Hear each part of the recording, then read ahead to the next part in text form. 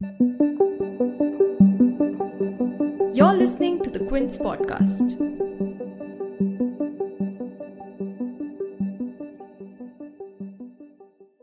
ये मौसम की बारिश, ये बारिश का पानी, ये पानी की बूंदे तुझे ही तो ढूंढे, ये मिलने की ख्वाहिश, ख्वाहिश पुरानी हो पूरी तुझी से मेरी ये कहानी.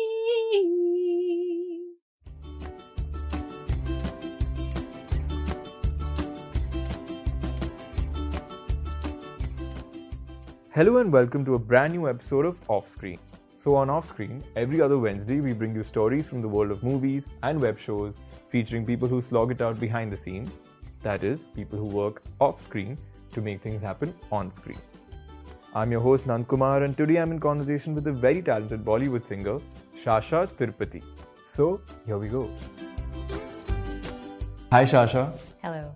And thank you so much for being on OffScreen.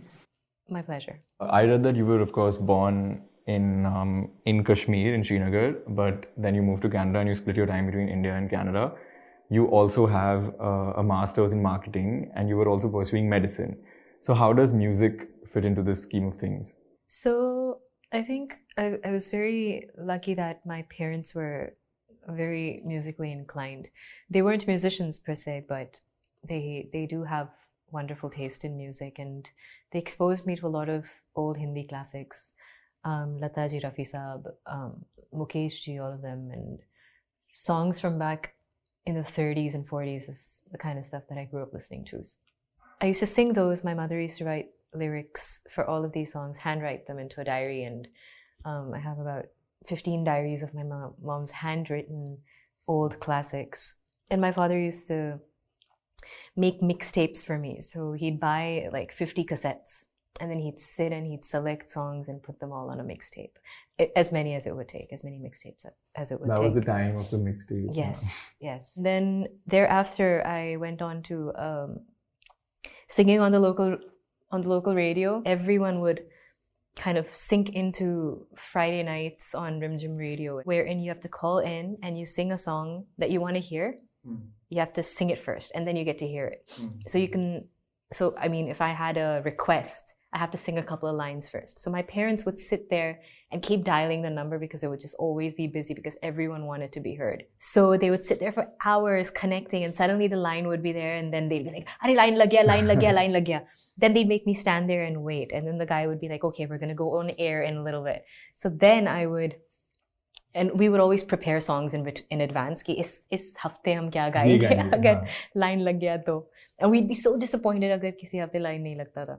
So that is where I started gaining a lot of recognition. Then I got called for my first stage show, and then Pandit Jasraji heard me and he told my father to take me to India to train. So he suggested Banaras and Allahabad, which is why I ended up going to Allahabad. When you moved, was Bollywood singing on your mind, or was it just to become a singer? Like, didn't matter where it would be because you could also sing fluently in English. So was there? I mean, there was no specific thing, right? I don't know what was going on in their minds because I was too young to understand anything. I always wanted to just sing. I mean, regardless of what I was singing. I loved singing film songs. I loved singing Hindustani classical. I loved showing off my chops because I used to sit and practice for 10 hours a day. The real thing that I want to sing for films happened after I heard Rahman sir's Guru. After that, I was like, I want to sing for all these people and I want to sing for this man. But what were the musical influences when you were growing up? Of course, there was Hindustani classical and Rahman, Rafi. There's a lot of Hindustani classical. But what were the other influences? Did you grow up listening to international English pop or? You know, a lot of people are always surprised when I say this, but I listened to nada English music when I was growing up. My parents kind of forbade it. My parents were like, "Isme lyrics achhe nahi hote hain, vulgarity hoti hai, this and that." They wanted me to purely study classical music and purely study and learn off of, people like Lata ji and Rafi Saab. Yeah. So then how does the Bollywood career finally take off? Because you come to India and then the next thing you know is that you're singing 3 songs for Rahman in O Kadal Kanmani, which is actually a Tamil which is the Tamil film. How did that happen? I had already begun singing for Bollywood. And I sang for some 25, 30 odd flop films when I initially came to India. And these are like big banners like T-Series and, Priyadarshan's film and like some of the biggest guys out there. And they never promoted the songs and they were wonderful songs. Some of them were like wonderful songs. My Tamil career took off with Rahman sir. Immediately after which Humma happened.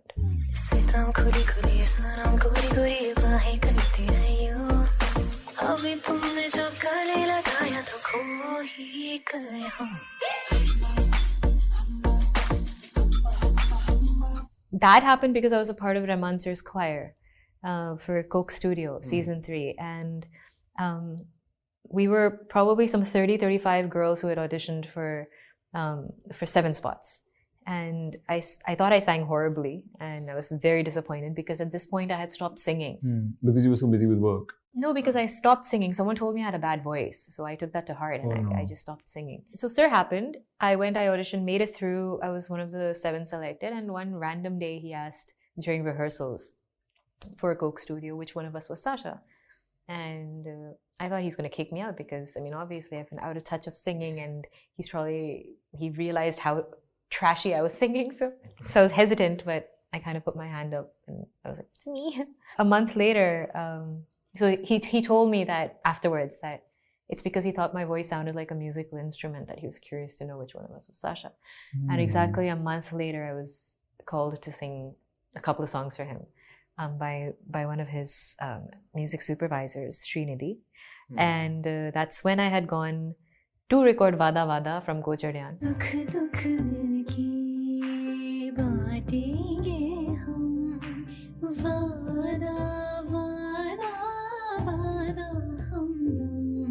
I was sick. He kept the song for me for 2 months, telling me that he'll hold on to it till I'm better. And I love him for that. I'll never forget that. And after that, immediately after that, I sang A Mr. Minor. A Mr.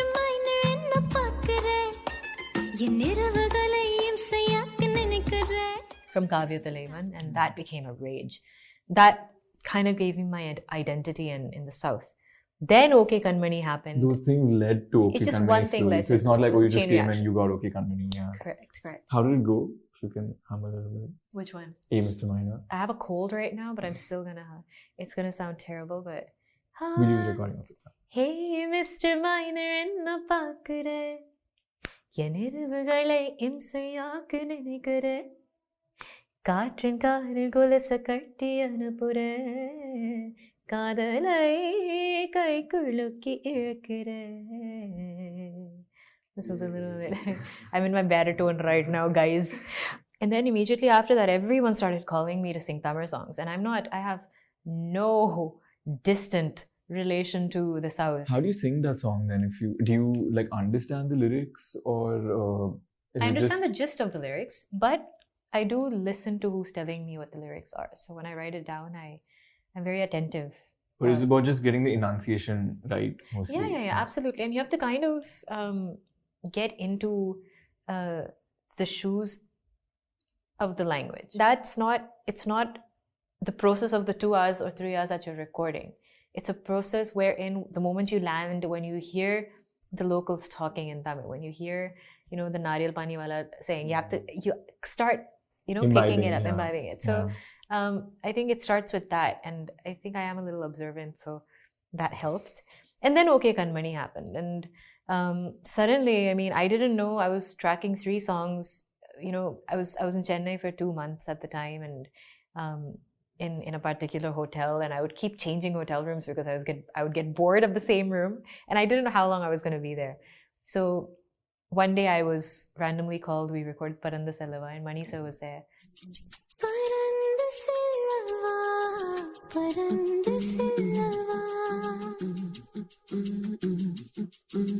Which I didn't know. When I came out of the recording booth, then I looked to the right and I was like, oh my God, you've been sitting here all this while. I think a week after that, Nane Vargireen happened, I think. And then I think happened right after. So later I found out that they're all in the same soundtrack. So then the one person at the studio is like, "ये तो मतलब तेरा album है." Is it ever intimidating to work with him? Do you ever feel like, oh my god, I'll forget my lines? I never remember my lines in the first place. Yeah, it's an alien language. Yeah. Even in Hindi though. The thing is that because a part of Rahman sir's process is that he's always constantly revisiting his own composition. Even during the tracking process, rather till the moment the singer is around in that city until the mix is being submitted, the song is being submitted for mixing. Even till that point, if he feels that, this line can be different or composed differently, he might call you there and he'll ask you to change that line. And I love that about him because he's never satisfied with, like a lot of times we'll make one version of something, we'll be like, kya gana bana liya humne. But with him, it's that, how can we better this? Give feedback to you? Like he comes inside and tells you that tweak this. Or... So he's also very moody. Okay. So on a good day, he has this thing where if he likes something, he'll say it. Like, hey, that was nice, do it again. On a bad day, he might not be so that he'll just quickly take all the takes and then he'll leave. Right. So that day you'll hear no feedback. I mean, regardless of how you've sung. Maybe if you've sung badly, then he might say that. Right. What do you make of the trend now, which a lot of singers have spoken about, where you record a song and then the composer decides, like many people record the same song and the composer decides which voice they would like to pick for the song. So is that heartbreaking? I'm sure it is. I kind of detach myself from a song every time I track it. So, because the thing is that initially when I'd come to Bombay, I faced a lot of rejection. Every other day I'd be recording tracks for people, and every time the song would release and I would tell my parents, and they'd be Googling my name looking for the films and the songs, and they wouldn't find anything, or they'd find another singer's name there and it would just shatter them.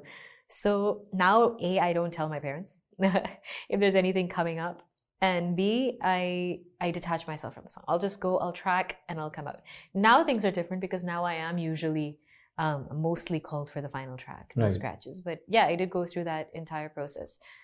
With Rahman sir though, it's different. With a lot of actually composers down south, even over here, even in Bollywood, there's a few composers who know, who believe in the singer and who know who will be able to deliver, and they only call the singer for the final track. Like even with Rahman sir, when he's very sure, that's when he'll call you. So there's that many more people today, right? It's not like the earlier days when you knew you wanted a Sonu Nigam or an Alka Yagnik or whoever, right? Yeah, for sure. There's a lot of people who call the shots now. So you don't have just the director of the film, or you may not have just the label. It's so much. It could be the label plus the producer plus the production house, plus the director and the actor, and so many people. Yeah, like a lot of people nowadays have they have a say in what's maybe the actor's producing the film. What do you do then, right? So yeah, the industry is very different, but at the same time, it's opened up a lot. They won't just call a Sonu Nigam, or they won't just call a Sunidhi. They'll try other options as well. What do you think? You mentioned actors. What do you think of this trend of actors singing their own songs? Because in the West, they do that a lot. But like here, do you think that it's a happy trend? Are you able to do justice to the track? Are you able to do justice to the song? And I think like when I heard Ayushmann sing Pani Da Rang, I loved it. Yeah, I absolutely loved it, and I feel, or when Pariniti sang Mana, my God, I died. Mana ki hum yaar nahi. I was like, who is this? She's classically trained. And she's trained, and you can tell. And I was like, what a beautiful voice. And I love those lows in her voice. I mean, I think they have every right to be doing it, And similarly for singers, if I'm doing theater today, it's because someone feels that I can deliver, or someone feels that I can express. So you don't take one takes away from the other. Actors singing their songs. Not at all. We're artists at the end of the day. Before we're a singer, before we're a musician, before we're an actor, we are all artists.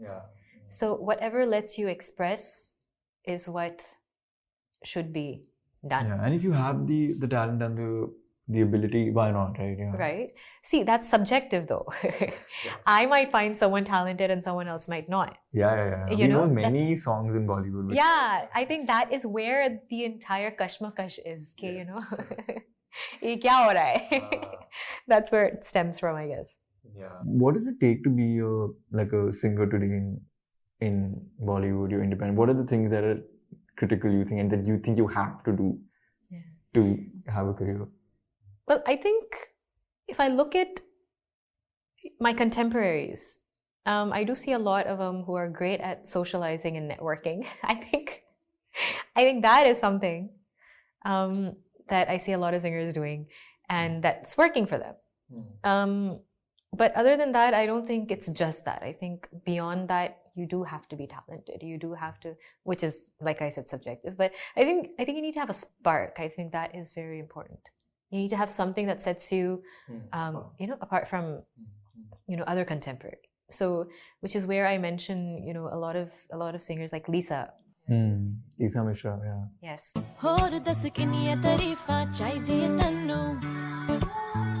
Or if I listen to like a Papon.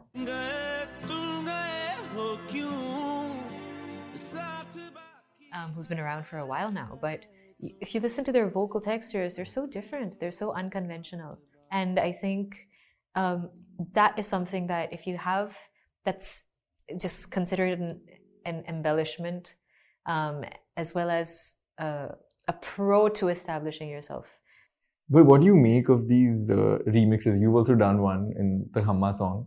Do you miss the time when there used to be so much more original stuff? So I think both of these things are happening. There's recreations bhi ban rahe hain, originals bhi ban rahe hain. It's not that you're only having recreations made.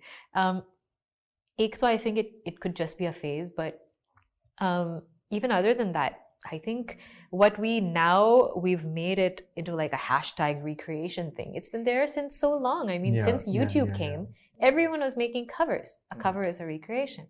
You either do it in an acoustic format, or you do it fully produced, and either ways you put it into a movie. That becomes a recreation.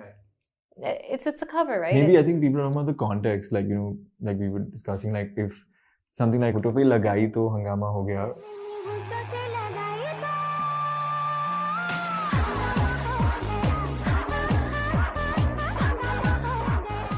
From Quint, which was like a really nice remix set in like that London club, which makes a lot of sense. I think now because it's just happening so much that people are like, oh God. Yeah, I know what you're saying. But I think if it's done with class and context. Yeah, and context, sure. If that is there, then I think there's no harm because, and I've mentioned this in the past in a lot of interviews that it's something wherein a lot of youngsters who may not have been around when the original songs had released, or maybe if they didn't have, like I wasn't around in the 40s, right? But I've still heard that kind of music because it was in my family. Like my family dug that kind of music, and it was just playing in the household all the time in Canada, at a time when there was pretty crap music playing on the radios. So if children or youngsters or teenagers have not been exposed to that kind of music at home, then this becomes it can become a medium for them to go, to go back and listen to the original. You've sung English songs, your own independent music, but you're going to launch a new Hindi independent single, right? Beparwahi. Yes. What does that give you, like creating your own, working on independent music that's not Bollywood? This song is all about feeling that it's okay to be careless just because you have someone who'd watch your back. Or you have that partner who will be like, "Chal theek hai yaar, matlab cup ke niche ye kar diya, main hi saaf kar deta hu. It's okay." These are the little things. There's bigger things to be worried about. So sweet little nothing. Yes, absolutely. So that's what Beparwahi is all about. It's been written by Vayu, who's also written Banno Tera Swagger and Upar Upar and Maserati, the recent one. And also one of my songs, Kana.